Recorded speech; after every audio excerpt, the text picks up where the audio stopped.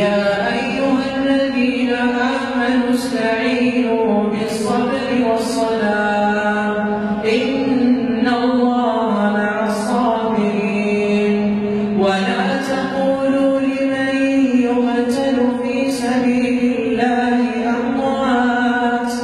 بل أحياء ولكن لا تشعرون ولنبلونكم بشيء من الخوف والجوع ونقص من الأموال والأنفس والثمرات وبشر الصابرين الذين إذا أصابتهم مصيبة قالوا إنا لله وإنا إليه راجعون أولئك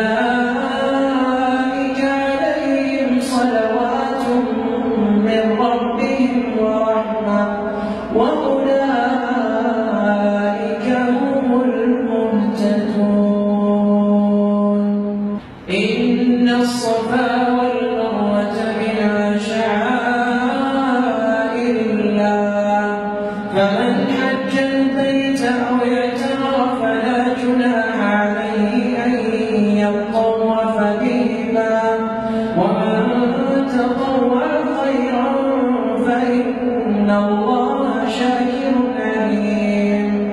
إن الذين يكتمون ما أنزلنا من البينات والهدى